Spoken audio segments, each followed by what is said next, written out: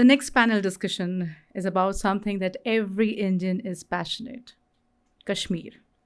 We know Kashmir through two very different narratives: tourism and terrorism. This valley, called paradise on earth, has been horrific bloodletting in the past 3 decades. Recently, things seem to be returning to normal, but then it is Kashmir that we are talking about. We cannot lower our ground, and relative peace is not really peace. How will the Kashmir story unfold in the future? I invite Lieutenant General Syed Hasnain to moderate the highly anticipated panel discussion called Kashmir, the Next 10 Years. And sir, please. And I would like to welcome the panelists on the dais. Lieutenant General Arvind Datta, former Director General Military Intelligence. He is PVSM, AVSM, VSM. Lieutenant General Dr. Mukesh Sabharwal, PVSM, AVSM, BAR, VSM. He has commanded 28 Division and 15 Corps in Kashmir, former chairman of the expert committee to review the litigation and grievances in the defense services of India. Lieutenant General Vinod Bhatia, former Director General Military Operation of the Indian Army. He is PVSM, AVSM, SM. I leave it on to you, sir. Thank you very much. So anyway, I'm bringing you down to Mother Earth. Air Chief Marshal Rahat took you sky high. And of course, Admiral Anup, thankfully he's not here. He brought you down to the surface somewhere, but took you all around the world. I'm going to bring you down back home, where you belong. And that's Kashmir, 12:42, 45 minutes we'll discuss this. Can't get a greater panel than this. I've got here General Sabharwal, my former corps commander, from whom I learned so much. A corps commander at a very crucial transition stage, 2008, when things were moving from contact operations to street-based turbulence, something which we were at odds to look at and wonder how we could really counter this whole thing. And he had the best ideas, the most amazing experience which he brought to the fore. We look forward to his interventions here. General Bhatia, he and I, of course, besides being course mates, we commanded the divisions on both the sides, on the two sides of the Pir Panjal, simultaneously. He was commanding 25 Div, the Ace of Spades division on the south, and I was commanding the Dagger division in the north. A very, very crucial time. Again, 2008, same, the time of transition.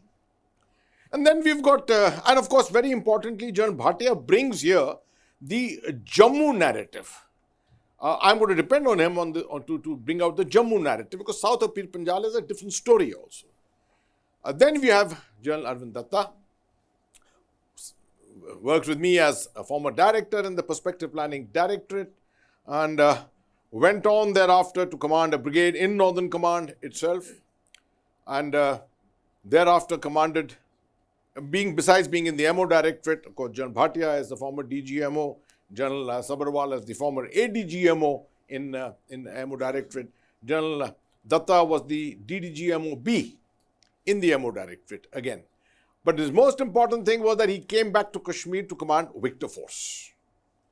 I am wearing the tie of Victor Force. And so is General Datta wearing the tie of the Victor Force. So it's two sides, you're flanked by the Victor Force. One of the most important RR formations in the valley. In fact, all over Northern Command, anyway. So 5th of August, lots of things changed in 2019. One of the most important things was that a new map got published. 1st of October, that map was released to the world. It showed a blue Gilgit-Baltistan, Aksai Chin, Shaksgam Valley, Ladakh put together in a beautiful sky blue. And there was a golden yellow on the west, in the west, which showed POK, Pakistan Occupied Kashmir, and the state of the Union Territories of Jammu and Kashmir together, right? This is what, and everyone started asking one basic question. POK kab wapas aayega? When will POK come back? That's the aspiration which got created by the decisions of the 5th of August, Article 370 apart. So now we are going to look at what did we really achieve in all these years? What have we achieved? How can we look forward? What can we look forward to in the next 10 years? That's the broad theme of what I'm going to be discussing, and I start with General Sabharwal, focusing on not the future but the past. There are all these, because the past will tell us more about the future. All these years, sir, you feel that the approach that we followed in Jammu and Kashmir for many, many years was not giving enough leeway to tackle different domains of what was called the typical hybrid warfare situation. You know what is hybrid war? Combination of different domains of warfare, of the spectrum of warfare. Were we following in Kashmir an over-securitized approach to this whole issue? Or do you think we should have perhaps followed a all-of-government approach at a very early stage in this entire campaign? As the leadership in the army, did we succeed in being able to sensitize our political leadership to follow a all-of-government approach instead of just the securitized approach which we followed? Over to you, sir.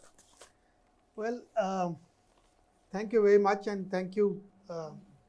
Gaurav is not around, I can't see him. Gaurav is. Forgetting. Oh, yeah. Oh, you're hidden. 17 ko piche hogi thodi. Okay. No, thank you very much for getting me here, because it's a pleasure to be amongst friends and familiar faces. So I'm looking forward, and I really enjoyed the first session and the great learning from both the Army and the Navy and Bharat and Sushant. It's been very, very good.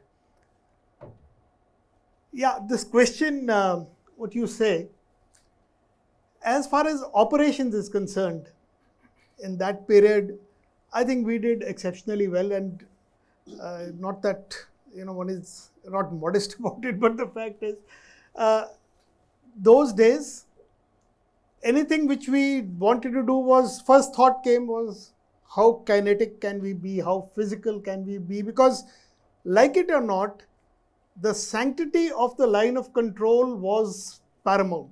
I mean, that is the first thing which any commander at that stage, whether it was Vinod in 25 or Ata in 19 Dev, we just thought of that as being the primary concern, and the external, the environment of how it is to be handled, that came to us as primary.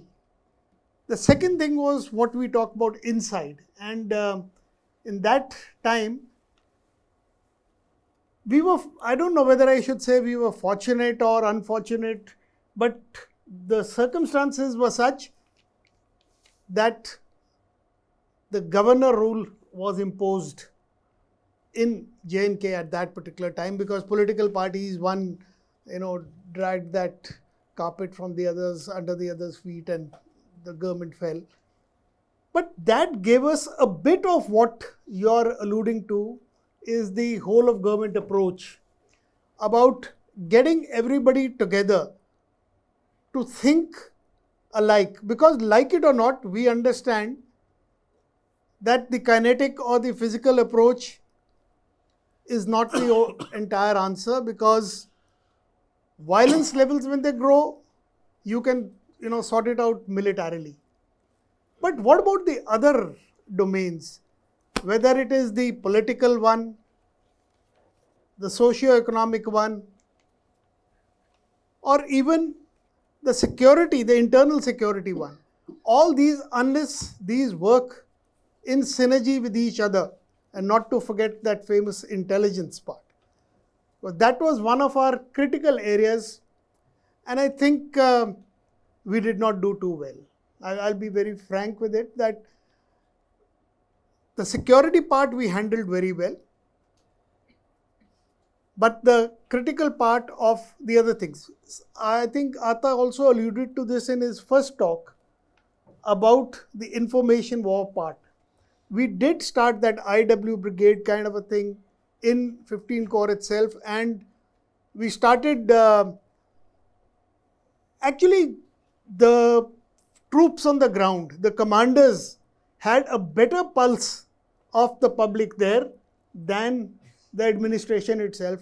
And I'm being very, very frank because that was the year we had the elections as well. And I remember at that time the defense secretary, Vijay Kumar, he came there, and we had a meeting in the secretariat, and everybody was supposed to come, and he said, "General, can I come and have breakfast in the morning?" I said, "Yeah, sure enough."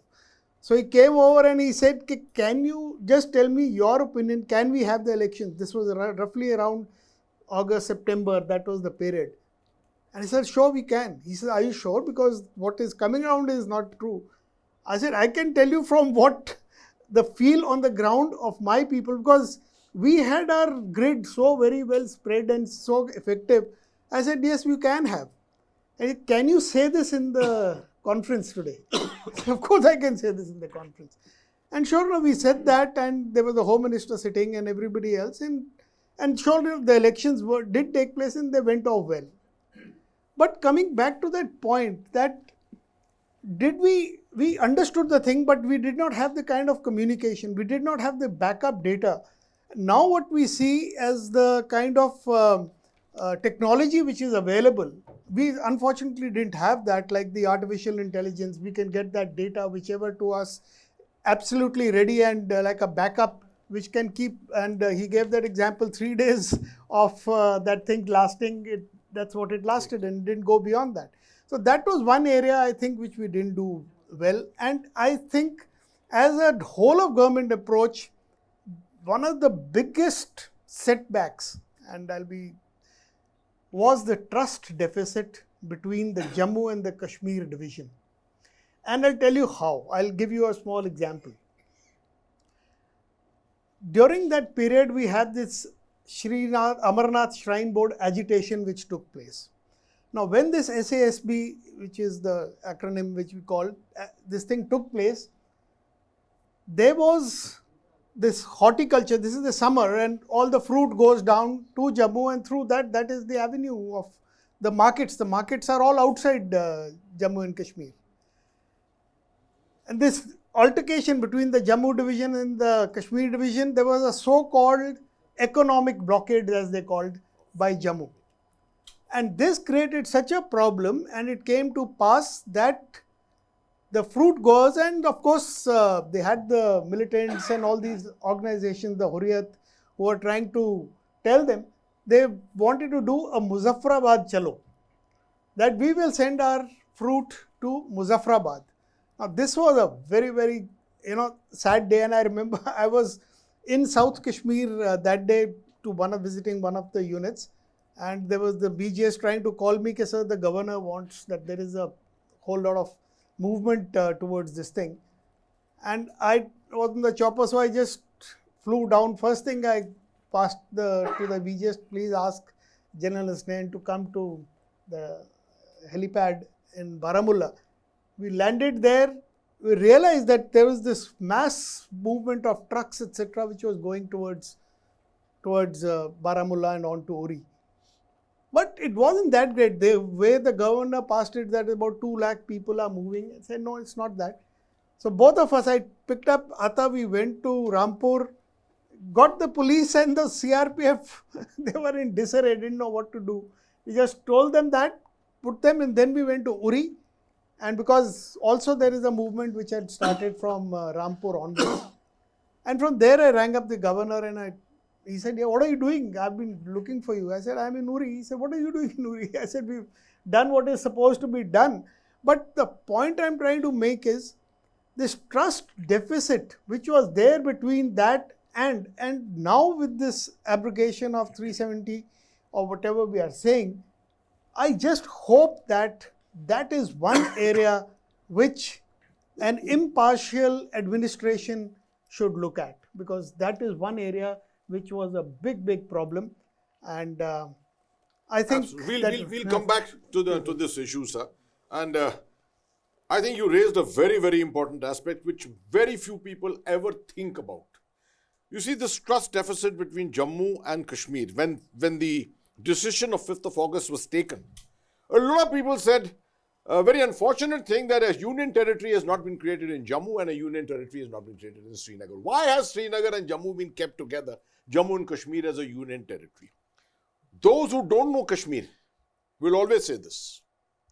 But those who know it properly, the innards of this whole issue, will realize that the problem of Kashmir can only be resolved through Jammu. Kashmir depends emotionally, business-wise, financially, everything on Jammu. And you cannot cut these two elements, segments away from each other. More on this maybe later, but let me just come back to General Bhatia, taking a cue from this whole issue about all of government approach. Everyone expected that the situation after 5th of August would become absolutely normal. So there is a saying, the absence of violence is not normalcy. Most people who have never worn the uniform will perhaps think, लड़ाई नहीं चल रही है, कोई violence नहीं है, everything is normal. But a good professional who knows CICT operations will tell you there is no truth in that at all. Now, considering this aspect, General Bhatia, tell me, today we've got a threat in Ladakh on our northern borders, and there's a demand that the Rashtra Rifles, 63 battalions, which were responsible very largely for stabilizing Jammu and Kashmir, that part of the CICT grid should be taken away from them and handed over to the CAPFs. And the RR should perhaps be reallocated, relocated, redeployed. What is your view on this? Thank you again. Thank you, Gaurav, also. We should not look at the surface. We have to look deep. Like you covered, are the networks existing? Yes. So as the networks are existing, the terrorism can resurface at any point of time. It is definitely supported by external factors of Pakistan, the internal factors. Have we addressed the external factors? Some of them, yes. Have we addressed the internal factors? Some of them, yes. But it's just been 3 years, and 3 years is a very short time. When you look at 30 years of terrorism, when we look at about 40,000 fatal casualties, both civil terrorism and security forces, I think 3 years is a little less time to give for peace. There is relative peace, definitely. Violence levels are low, there's no doubt about it. These are the lowest we've seen in many years now. The lowest were, I think, 2013, and thereafter now, 2007-8 were also very high. I got the figures about 400. 2001 was about 4,000. Right. Terrorists killed? No, total. I'm talking total. Yeah. When I talk of violence, I talk of total. Total means terrorists, civilians, and the security forces. Right. So what we see today is, has the economic development, the aspirations of the people have been met? I don't think so. Because there are still apprehensions about the, it's not abrogated, it's suspended. The provisions of Article 370 is suspended. Right. 370 exists actually, but the provisions are suspended. So there are apprehensions among the people of Kashmir that it will impact them adversely. So has that been addressed? To an extent, yes. There is a massive media campaign, and rightly so. Yesterday, if some of you would have watched your visuals of the Bakshi Stadium, those contingents were marching better than most of the Republican contingents. Absolutely. Including the girls' contingent. It is so heartening to see that. What we saw at Lal Chowk, the flags, were very heartening to see. The people are coming out. We are addressing the silent majority, but it takes time. And when we talk about the whole of government approach, I think for the first time I see changes there. So you're right, 2008, the whole of government approach was, the dependence on the military was a bit too much that time also. And it's always been there. I think, again, in this media campaign, IW campaign, again, the military is taking the forefront. Why not? Military is part of the government. But I see changes. And as long as we can address the silent majority who are coming out in the open now with flags, with a lot of things. Because as I say, Kashmiris are multilingual. When I say multilingual, I mean, a lot of people tell me, I've been to Kashmir and I've heard them. No, any conflict zone, not only Kashmir, any conflict zone, you'll find a Kashmiri when he speaks to the army or the armed forces, he says, Janab, watan ke liye jaan de denge.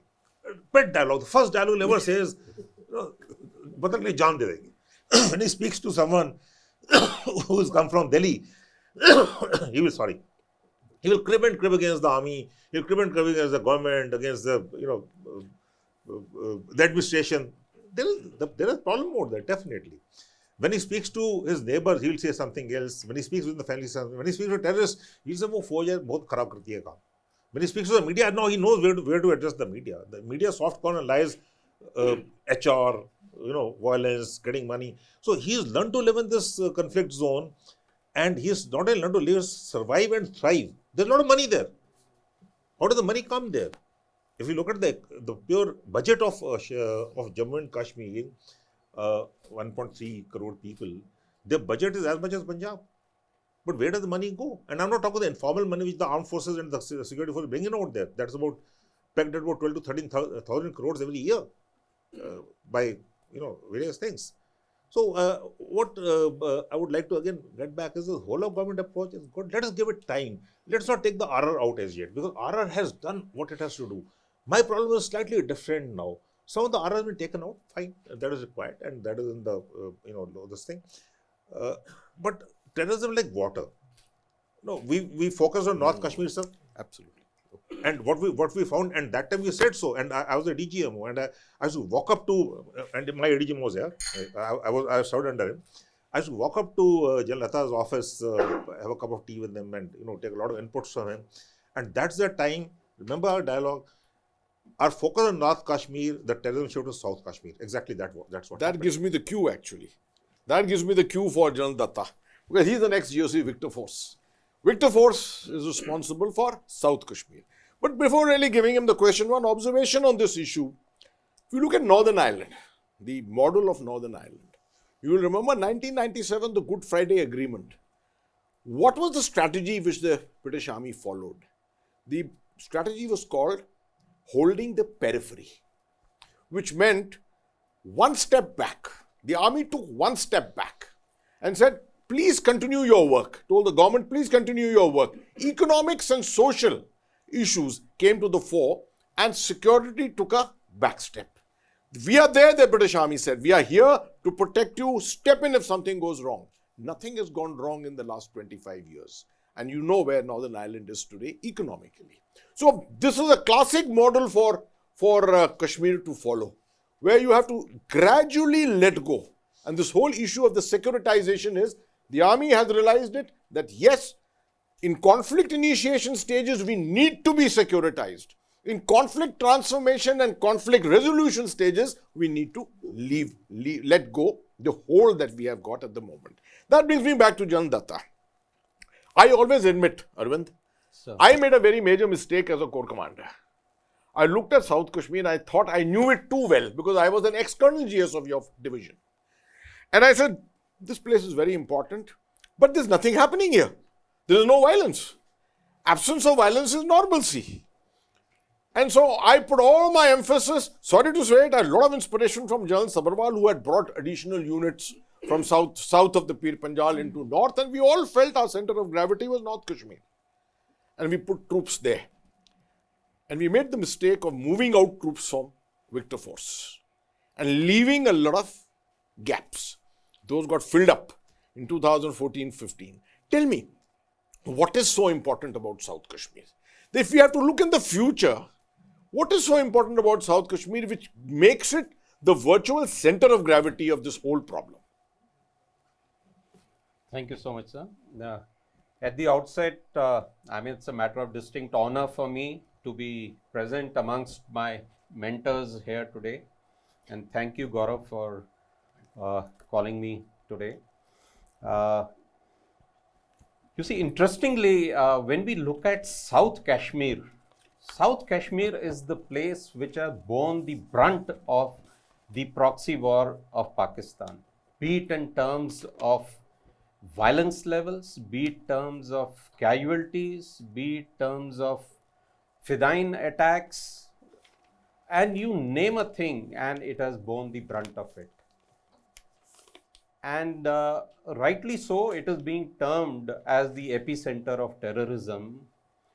because this is the place which is responsible for maximum recruitment of the terrorists. If we see some of the elements which are involved in ensuring that this recruitment takes place, one is of course the diktat from across the borders. Now, last 3 years, though the infiltration levels are slightly low, in 2020 it came down to 51 and last year it was around 34. This was primarily because there was a DGMO level understanding in February last year that they will try and maintain peace along the line of control. And of course, Pakistan itself is saddled with range of internal security problems and internal turmoil it is facing there. So the infiltration level has come down. So and relentless operations being undertaken by the security forces has depleted the strength of terrorists. Therefore, more and more impetus is being given to get on the locals into the field of terrorism. Having said this, one interesting thing, sir, I would like to bring out that up till now, about 62 odd terrorists have been eliminated, and out of that, almost 50% are the foreign terrorists. So if these foreign terrorists are not coming from across the line of control, then from where are they coming? So this brings to the point that Pakistan has re-strategized. Instead of overt support, it has now focused more on the covert means and is exploiting probably the IB sector and maybe the third country for ensuring that the critical mass of terrorists which should remain in the valley, that is maintained. And also at the same time, this is the place, if Pakistan is successful, then he can change the narrative from a proxy war to an indigenous kind of response or to insurgency from the state of from the Union Territory of J&K. I'll come back to you, Arvind, on this issue, but to General Sabharwal on talking about infiltration. You see, General Bajwa recently in the Islamabad Strategic Dialogue, last year also he mentioned this whole aspect of perhaps looking at peace with India, etc. This year he particularly spoke about the ceasefire. He said since 25th of February 2021, not a shot has been fired on the line of control. Peace prevails on the LC. So, from your experience and as an ex-DGMOA also, what do you think, who has the advantage in terms of the ceasefire being in place? Is it Pakistan or is it India? And as we go along, if there is do you think we should follow a more proactive policy on the line of control to keep Pakistan guessing, prevent infiltration taking place, and overall gain some kind of a moral ascendancy at the LOC? Yeah, that's interesting. You see, this ceasefire which we are talking of, say this current one, 2021 or whatever, is not a new phenomenon. We've had these ceasefires before. In fact, the November 2003 ceasefire is the one which really was the turning point, if you might say so, because that time, just before that, was Kargil, and this dual RT duels, etc., were the norm, in fact. And that is the time when we started building our LC fence and all, and we realized that with that without a ceasefire, that was not kind of going to be possible also. So that ceasefire I've seen, because I used to go as the DDGMO with General Wij to these areas when this thing started, and then he sent me to 28 Dev to command. So he says, you've seen this, you go and sort this out. But the fact is that ceasefire is a big boon. Let us look at the larger picture and not only the LC and what happens.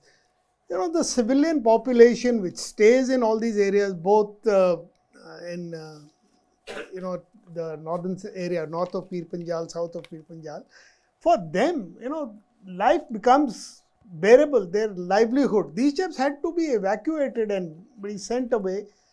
The other thing is that tell me which armed force and which army, every army wants that peace should prevail. Actually, we should be prepared to fight and, the sanctity of the LC, but nobody would want a day-to-day affair like 24/7 you're fighting. So ceasefire is always good. And now coming to the advantage part, what, we would, our infiltration, counter-infiltration good was so strong that we could stop them, and we really brought that infiltration down to a trickle at that time. But this is more of a cyclical nature. We try and bring it down, then he tries to close the tap or shut the tap and it comes down. But a ceasefire definitely for the development of the state, for the development of the thing which is going on is very important. And I can tell you, ceasefire, no ceasefire, we can always stop these operations of the infiltration or something to come in. But in the longer term, I think ceasefire is a much, much better option, and there is no advantage which accrues to. Perhaps the internationalization also. When you fire, when you hear in the media a lot of firing going on the line of control, internationally there's a lot of concern, and Jammu and Kashmir is always up in the news. As we see today, Jammu and Kashmir no one is talking about it at the moment. The ceasefire being in place for reasonably good ceasefire being in place for some time, that's an advantage. A strategic advantage from a psychological angle also. Thank you, sir. But let me come to General Bhatia. Having commanded a prize division, 25 Day was a prize division, and knowing 16 Corps very well, do you think there is an intrinsic connect today between the situation in Punjab and the situation in Jammu region? In terms, what is the future that we are looking at? Because we are seeing a lot of movement of drones coming across, the drug abuse, there's a commonality between both areas, financial conduits seem to be common. There seems to be a very intrinsic kind of a connect between the old Punjab terror issue and the Jammu related terror issue. What would you have to say on this? Again, has Pakistan changed its behavior? Ceasefire on the LC or no LC? I don't think so. Uri, Pulwama, what we wrongly call Balakot, which is a Jabba top actually. But Pakistan changed its behavior. Bleed India with 1,000 cuts. And if it is not succeeding so much in Kashmir, where does it shift? It's Punjab, obviously. And we internally are not helping out also by, indirectly linkages between farm laws and Khalistan movement.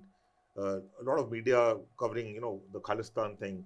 I think we are playing with fire, honestly. There are linkages between, and the Pakistan would want that. Why, sir, taking off from what you said, ceasefire is very good for us, very good for Pakistan though, because today, if he wants to infiltrate, he doesn't have to do third country, what Arvind was talking about. He's using drones for weapons. There are drones flying almost on a daily basis over the LC. How many infiltrate, how many go there. Similarly in Punjab, drugs and weapons are coming in. So I think we'll have to be not only careful all along the LC, but more down south, which is the international boundary in Jammu and Kashmir, Punjab, and even in Rajasthan, because Rajasthan lends itself to a certain amount of infiltration and carriage of weapons from there, because smuggling does take place there. It's not that smuggling doesn't take place. I'm not saying that the BSF is not doing a good job, honestly. BSF is doing, but they're given no foolproof, there is no foolproof border. You can't seal the borders. There'll always be gaps. There'll always be other ways in getting it. And the new method which is coming in, we're now building smart fences. I don't know why we're building smart fences now when it's changed active drones. Because drones are very common now. Drones doesn't cost money, and drone goes down, so what? So I think there are linkages between this thing, and we should be careful both internally and externally. Again, I use the word internally, externally, borrowing from General Sagar, what he said initially, of linkages between the Jammu and Kashmir region, especially the Jammu region, and the Punjab region. We had Pathankot earlier. Pathankot is the big one. We had Gurdaspur. We had Samba. It's not that we not had earlier. It's only after Pulwama that we have no strikes, or after Uri, I suppose, no strikes outside J&K, no high visibility, high profile strikes, terrorist strikes after Uri. Right? Pulwama was there, but it was in J&K. Nangrota was J&K. Jammu was J&K. There have been three of them. After Pulwama, there have been no high profile strikes. There have been other strikes. So I think next we should not let our guard down. You're absolutely right. Punjab, we will be very careful. Coming to General Datta, South Kashmir again, particularly. See, South Kashmir is a place where transitional, terrorism, or rather terrorism in transition, methodologies which have been followed over a period of time. The recent thing is this whole business of the hybrid terrorist, where you find young 17-year-old, 18-year-old boys having no track record of terror, no police record, nothing, on motorcycles, armed with the pistols, and pistols is becoming, by the way, the main weapon of terror in the valley today, going and striking against soft targets. Kashmir, or rather South Kashmir, has been a place where soft targets have always been there, present. Whether it be jackalife personnel, boys, police personnel, or recently Kashmiri Pandits. Yesterday, a migrant labor has also been killed yesterday, right? What is this particular thing? Why is this so there? And why do you think we can actually provide security to these so-called soft elements? Because this is something which will manifest for the future, this transitional form of terror. Absolutely.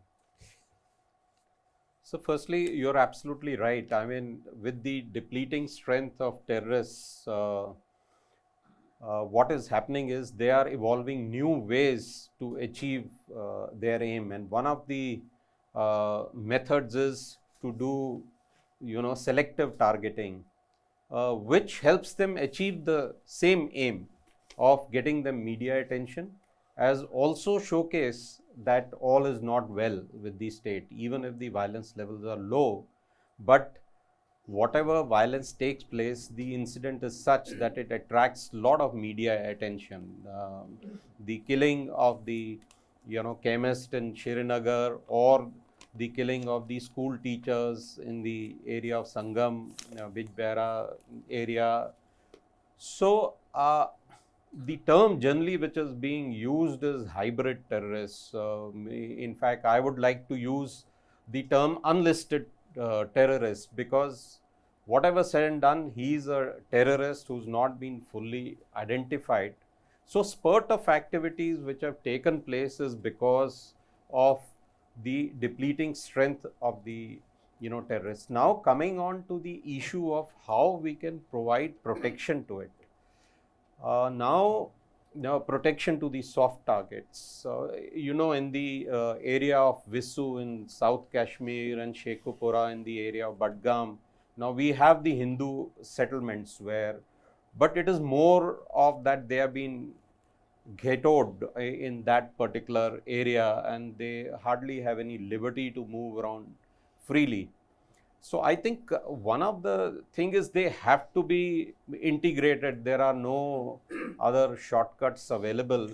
And one of the measures which is being resorted to is posting the people who are in the government job to the district headquarters, where they are less vulnerable. And one more thing, like I was talking to some people who are operating now on the ground,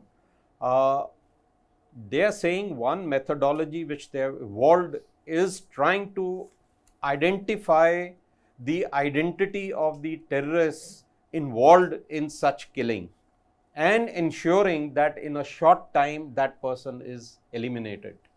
So they have been able to achieve some success in this, and this sends out a larger message. Especially this was with respect to the bank manager who was shot down by the terrorists.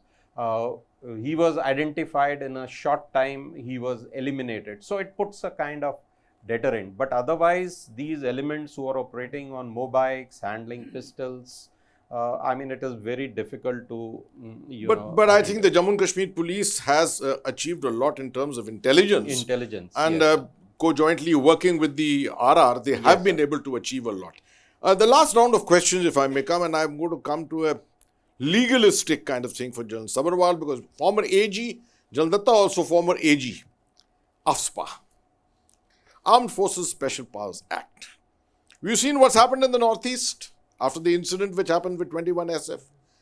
And we've been under pressure in Jammu and Kashmir for very long. So if there is returning normalcy, etc., is there scope, sir, that we go to the Umar Abdullah formula of 2011, remove AFSPA from 2 districts of Badgam and Srinagar and 2 in Kathua and Samba or Jammu or someplace like that? Or do you think there is scope for actually lifting this completely? Will this send home a very strong message to the people of Jammu and Kashmir? And can this be weaponized from a psychological angle by the government of India? Yeah, this is an age-old question actually, and much as we would like to explain this, unfortunately the awareness amongst the general public, and to that extent I feel that the narrative which the so-called human rights activists and the others seem to be doing a better job of it than what we've been trying to propose or explain. Everybody has to understand that the Armed Forces Special Powers Act is an enabling provision. It is for the, it's your defense for your own people. It's not, the security forces don't love to go around shooting anybody, but the fact of the matter is the situation has gone so much out of control of the state that it is declared that area as disturbed, and then only is this AFSPA which is applicable. So if you don't want to make it applicable, then unless there is an absolute peace which prevails there and the situation becomes so conducive that they don't say that this area is declared disturbed, only then there is a kind of a reason to think about removing the AFSPA. Now this question about this Umar Abdullah, which he tried to say, do it from Badgam, this one, 3 or 4 districts and rest. See, the army, when we're talking about the army in Jammu and Kashmir, especially the Kashmir Valley, all our lines of communication, everything right up to 14 Corps to the extreme LC, etc., everything passes right from coming from Jammu, goes through all these districts. You cannot say that this district I will now repeal, I will have between Srinagar and Badgam and this line which is going, this will be no AFSPA is applicable here and this is not disturbed and rest is. Just doesn't happen. We've tried this in Northeast, I've served in Manipur, I've done it here. The moment you declared, in Manipur they declared one little part of Imphal as okay, this one will not be applicable, AFSPA is not here. There became a safe haven there, and everything you want to do, those chaps found that even the politicians, they'll be in their house, but you don't have the power to go and check that out. So I think I think Vinod has very clearly said, it takes time, 30 years of proxy war plus, and we've always been talking of making it cost prohibitive. This is a very great phrase which everybody uses, how do you make it cost prohibitive for that guy to either stop or modify his strategy? If to do that, and we are very chary of using this word or phrase called third country ops or thing like that. Of course, the question the whole world over, when to deniability ke liye, you've got to outsource some certain things, go and do it in the other country, only then it will make it cost prohibitive in some sense. But we don't want to talk of Balochistan, we don't want to bring in POK or, you've got to talk of this more openly. I mean, while in service, there is a general stigma, and I absolutely agree with the Air Chief Marshal here. There are so many things, we've all been the DGM of variety here. There are so many things which you know of, but you cannot talk of. But it's not that it has not been considered, not been tried. And I must also say in this, that not only because of 3 years of this 370 thing, but even before that, like it or not, there has been a paradigm shift. The first time when we crossed the LC in that, Surgical strikes, yeah. call it surgical or whatever, but we crossed the LC and did operations there. Earlier, we never talked about it. It's not that it was not done earlier. Here, the DGMO goes and declares it to Pakistan, to the rest of the world, that yes, we have done it. So what is the impact of this? And then we had the Jabatop, which is even further deeper. The impact is more important. What has been the impact on this? Impact is two-way. One, in Pakistan, that guy, now there is a kind of doubt which has been created. There is an uncertainty. Will he do it? Will he not do it? So he gets on guard 24/7. Earlier, he thought that, they'll take so much time, the response will be delayed, and it will never happen within my territory. Now he's not so sure. The second impact is to our own troops. Our SF, our security forces in every variety, their morale has been boosted manyfold. The senior hierarchy understand now, if an idea is given to the powers that be, they will listen. Or this will be listened to, and the entire national will can be generated. So I think this impact which has happened because of this, and is not in the last 4 or 5 years or 6 years, I think this is going to make a difference. And unless we control both the external and the internal environment. But as of now, bottom line is that it's not conducive enough, the security situation, to repeal the AFSPA. Thank you, sir. I entirely agree with you. Coming to General Bhatia on this, furthering this, General Bajwa is making a lot of peaceful noises of peace. Obviously, economy in shambles, FATF on their necks at the moment, etc. How do you think Pakistan's strategy, it's not as if Pakistan has vaporized.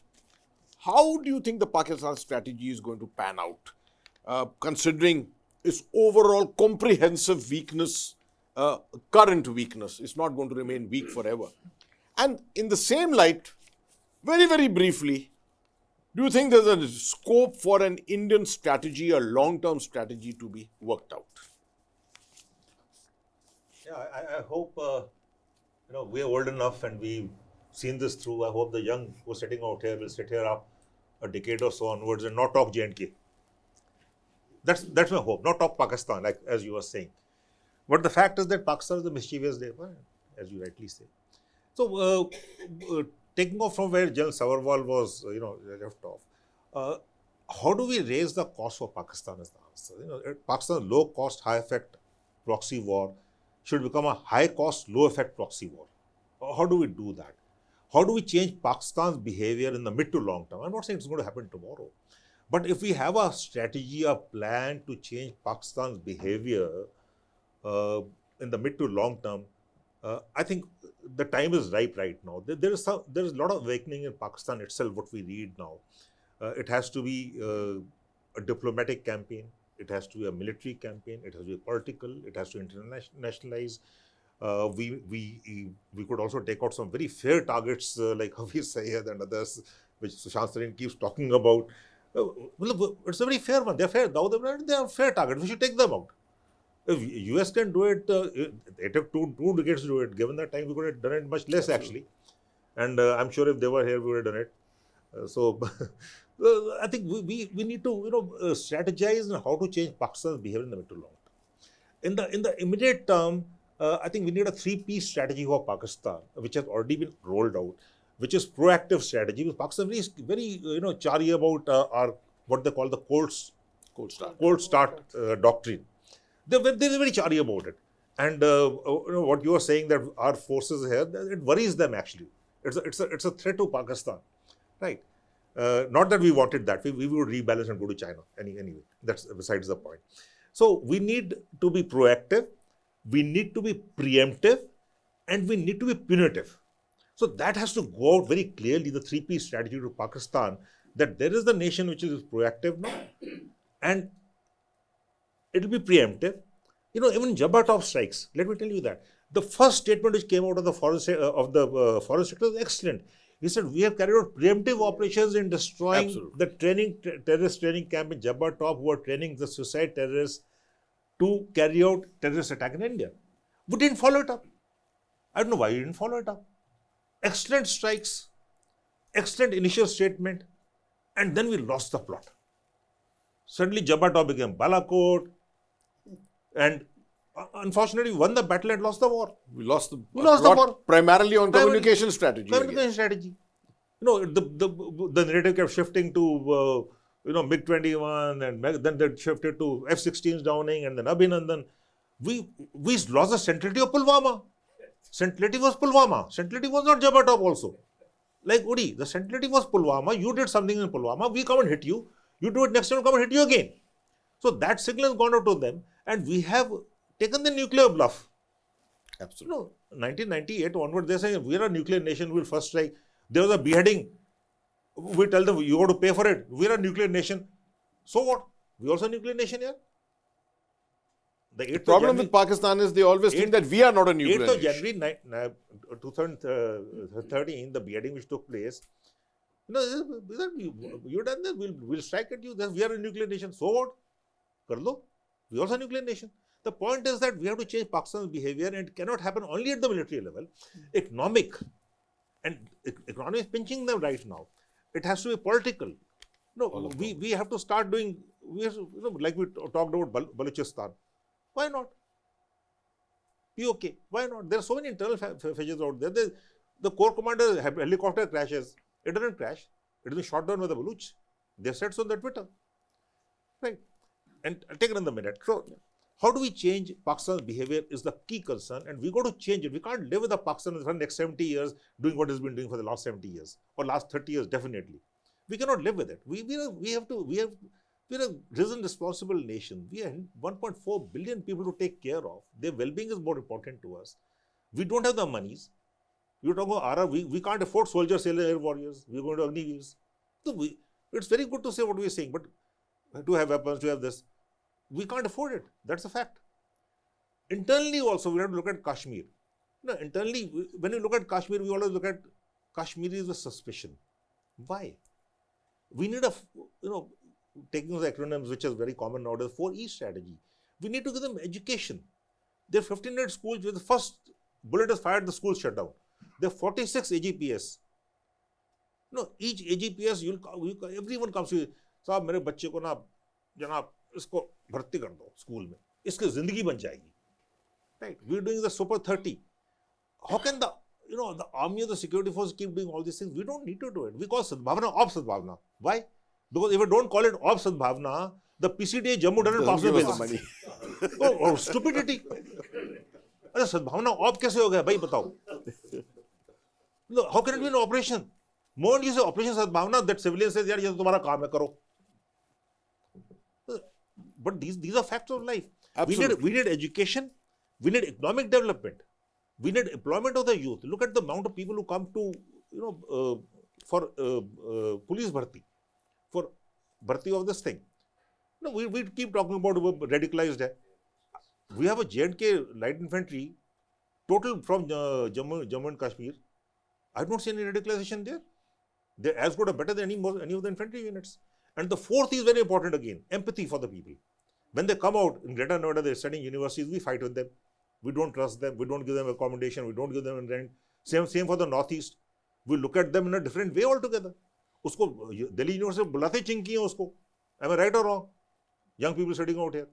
So, Stigmatization. Yeah, the stigmatization is wrong. So I think we have to have a strategy to do this. And the next 10 years, let's say 10 to 15 years, we see peace. 1 to 2 generations. Correct. Jan Datta. Sorry, I Cue got from there. carried away. No, absolutely. I mean, the flow came correctly. The cue from there. South Kashmir again is why South Kashmir? The whole of Kashmir actually. Model for of Sadbhavna. Operation Sadbhavna, which many times we tried to change it from Op Sadbhavna to Sadbhavna. But it came back somehow. Operation Sadbhavna, again, very correctly said. Now, a lot of people say, is this the business of the army? Soft power. Is the use of soft power winning hearts and minds, going out to the affected areas where the administration has not been able to make an impact, etc. 43, 46 goodwill schools that we are running, absolutely correct. Everyone wants admission of their children to these schools. Are we achieving anything by Sadbhavna, or are we over-investing in it without getting the due dividend from it? Are we also unnecessarily, perhaps, because this Sadbhavna, if you speak to the younger officers, no one is enthused by it. Most people just want to do, good, energetic operations. They don't want to go into soft power. So do you think at the end of the day, this approach of soft operations is an important part of our overall strategy? So firstly, before starting the arguments per se, I must state that it is extremely important, and then I will, build on it. You see, over the period of time, with all this kind of violence, perception management, and recruitment, killings, who's shown the maximum resilience? It is the population, it is the Awam of Kashmir. We may turn them as protagonists or antagonists, but there is a fair segment of protagonists who are helping ensure that things do not go beyond the threshold. Kashmir is very peculiar. It has got portents of, the security situation deteriorating at very short notice. I mean, let me quote one small example of September 2015, when the High Court came out with their judgment that cow slaughter will be, everything was peaceful. There was hardly anything happening. And this judgment came out that cow slaughter will be punished with 10 years of jail and some fine and all. And you found next day, there were protests all over. Bovines were being pulled into some of these, crossings and being killed over there. So what I'm saying is there are a lot of undercurrent, there are a lot of activity of these separatists, so which, normally may appear very, very calm, but it has got potential to deteriorate at very short notice. Now, Sadbhavna, what it does, it gives us an opportunity to connect with the people. The philosophy, sir, which you had enshrined, that heart is a weapon. We have to, take that, and finally, it is the people who support you in conduct of operations. All the success which we are getting, finally the input is coming from somewhere, from the environment. And that is what is leading to our success and stabilizing the situation. So in turn, people who are deprived, people who feel isolated, people who feel distant, if you are providing them medical support, if you are giving them educational opportunities, you're giving them, have a look-see all over India through the goodwill tours, I think we are achieving a lot in normalizing some of these people who have been radicalized. So very well said, but you use the last word, radicalized. And so that gives me a cue to ask you the last point very, very briefly. Our efforts at counter-radicalization and de-radicalization, and particularly we are aware that radicalization is one of the major threats which Correct. Pakistan has used against us. Yes. Do you think we have made any efforts towards de-radicalization and counter-radicalization which have been successful at all? Or do you think this is one domain where we really need to pay attention? So though there are large number of attempts, I would say, which have been made to de-radicalize, but, a lot more needs to be done, especially, ever since the fence has come up, the physical movement has got restricted from across the border. But the exploitation of the virtual space and what is being termed as the digital radicalization, it has come to the fore. And large number of young boys, I was just trying to get some data, about 40% of the population is less than 20 years, and between 20 to 30 is about 20%. So they are totally glued to their mobile phones, and mobile phones are, you can say, in a way, the jihadi factory. It is bringing down so much of the radical material. In fact, a couple of years back, the magazine Dabik, which was taken out ISIS. by ISIS, that was getting downloaded maximum in South Kashmir by the younger lot.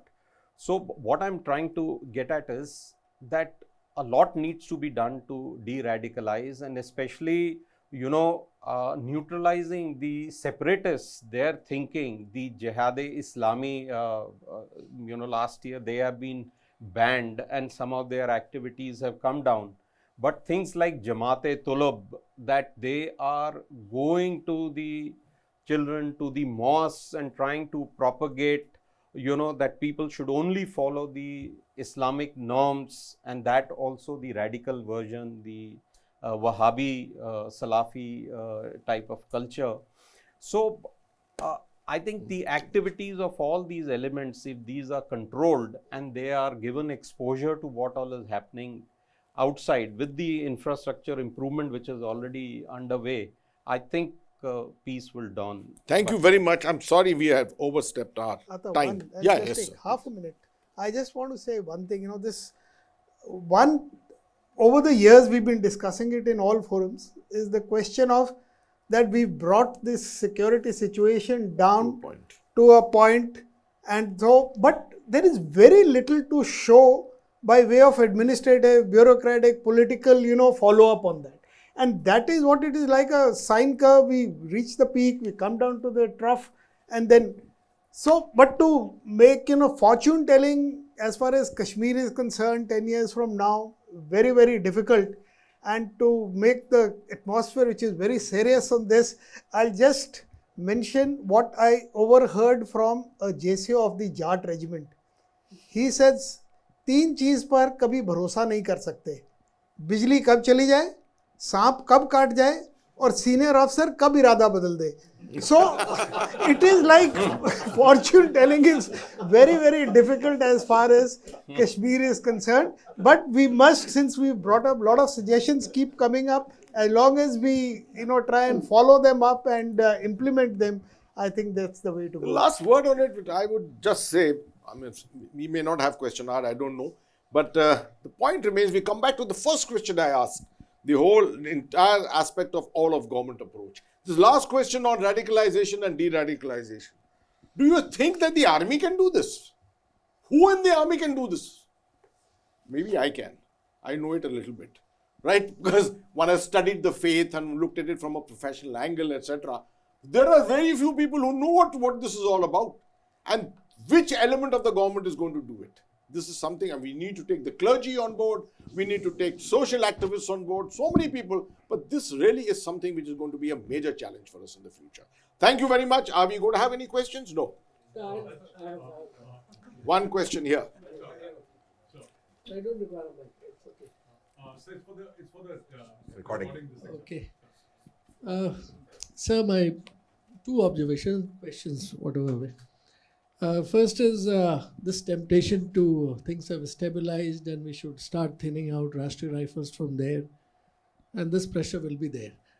We have a model in early 90s, Oprakshak 2, late General B.C. Joshi and Mr. K.P.S. Gill, and we went in Punjab that way. Army took a back seat, went for cordons, and searches were done by Punjab police, and it succeeded.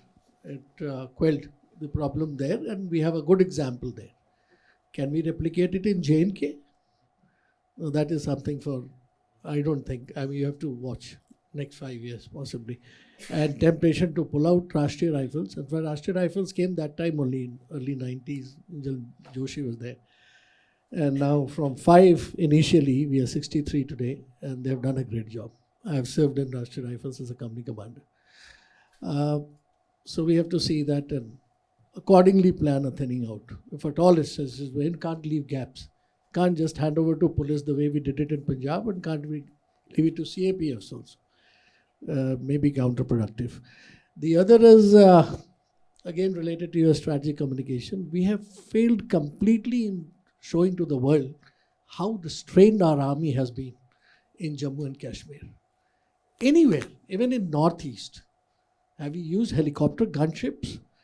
Has there been internal displacement because of our operations? It has happened in the western borders of Pakistan, which demonizes us for atrocities. When they did it, there have been internal displacement, mass internal displacement.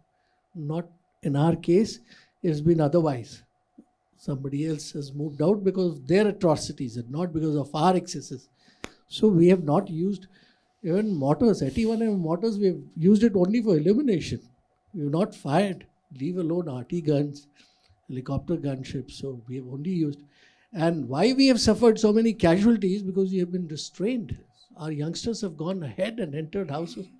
We have lost so many young officers. Now this part, which country in the world has done like this in counterinsurgency? We can read it all across. We have been the most restrained armed forces. So this communication has not reached the world. And particularly when ISPR launches this tirade against us, we should counter it with a little more.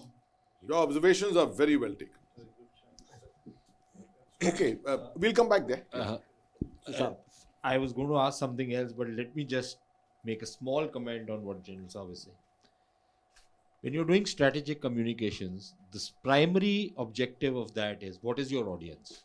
What is your audience? Okay. Whom are you trying to address? Now, if you're trying to address people within your own country, the arguments just made are absolutely all right. If you're trying to address a foreign audience, please understand where they're coming from. And if you say, look, who are the Pakis to tell us anything? We are much better than them. We have not done any of this. I'm sorry, you've lost the argument there and then. So your narrative has to be completely different. But just 2 or 3 quick points. One, but if I may just mention on this, when professional strategic communication is undertaken, you first identify your audience. You don't just take it out of the blue and say, this is my mission. You identify the audience. Structure your communication based upon what the audience is, what you want the audience to receive. And this there is is a generic remark made. It's not as if the army will just do it that way. And there is not just one message which is going across. There are multiple Several, messages absolutely. to separate audiences.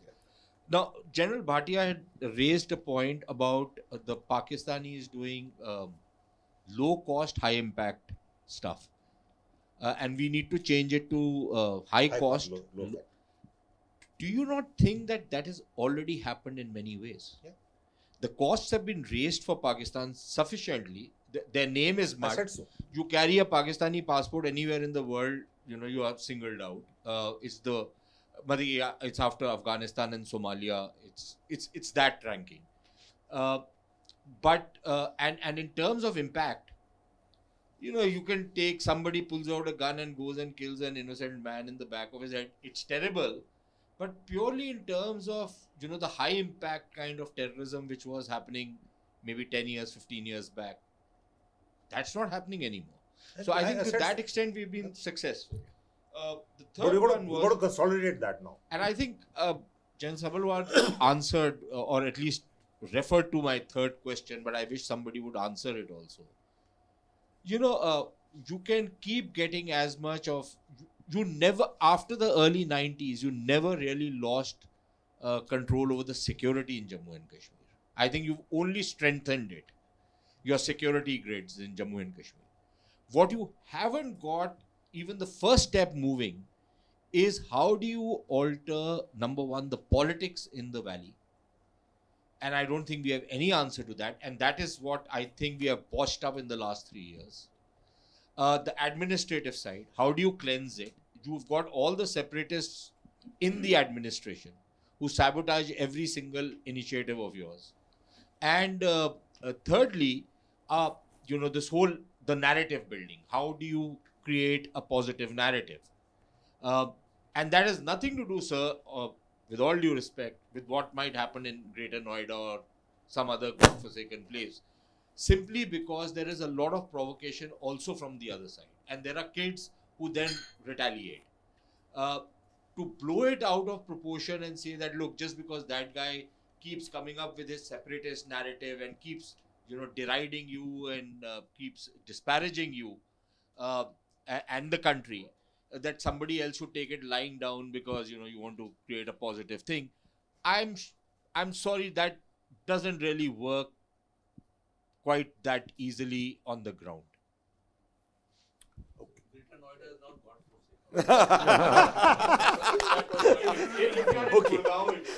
You have one question. Okay, quick. Sir, my question is, with the current leadership in last 5 years or so, we've seen a lot of progress in the J&K, especially if you see, sir, stone pelting has stopped, almost it's not there. But now the killing is targeted killing, they are identifying the migrants or the soft targets. So by how much time you envisage, sir, all the people who have been migrated from J&K, they'll be going back to J&K and settling there, sir? And we'll be able to give that kind of environment to them, sir. That is the normalcy, sir. Would you like to do it, sir, or let General Lata do it? Arvind will first shot at it. You see, the thing is, like I highlighted, that it is very difficult to lay down a time frame that when the situation will become, normal. But the thing is, if you see the, some of the peace dividends which are being paid back to the society, which, they have started enjoying. Now you see the tourism. Now tourism in last 3 months only, about 3.3 lakh people have visited, and last year the total was about 6 lakhs. So already in 3 months we have crossed that level. The successful conduct of Shri Amarnath Ji Yatra, that is happening, that is giving employment to a lot of people. So by and large, lot of, positive parameters which reflect peace are happening. In fact, for shikaras, there is a lineup which is taking place currently. So the thing is, as tourism is enlarged, maybe taken more to the rural area, more economic growth takes place, and people start relishing the dividends of peace. I think, and most importantly, we reduce this radicalization, which is more because of the external factor. I think there will be a... May I sum it up for you in very, very briefly? In hybrid war, there is no black and white. Don't say, aaj hum jeet gaye, kal hum haar gaye the. You can't say it.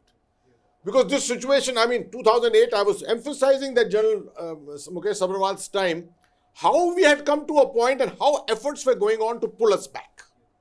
Right? Movement from contact operations coming down to stone throwing operations and things. We were surprised ourselves. We really didn't know how to react to it. So you are going to find action and reaction all the time, which will continue here. Don't look at timelines with any definition here. You to say that all the refugees can come back, all the immigrants can come back this time. As a security person, I would say I would never touch this subject and give you a black and white answer. So in this case, sir, I just wanted to know this. Are there any undercurrents, sir? Because apparently situation looks very normal on the top. But sir, with these kind of incidents, which are the red flags, so can we claim, sir, that we are achieving a progress, or it is just the lull before the storm, sir? देखिए, situation आगे बढ़ेगी, 4 step और 2 step पीछे भी आएगी. This I can assure you, this is the nature of counter-terrorist operations. Which is why I said, no black and white. You will make progress, you will come back. Once again, you will go forward and this situation will continue. But in our case, fortunately, in the last 5 years, we have only moved positively forward. This situation spirals out of control, but to make it stable again, we have to restore. Now I'm making this not wrong English. Restore, I'm saying restore is the emphasizing on it. We've been able to do it, but it will continue till, and like I said, there are no timelines for this, when it will happen. Thank you.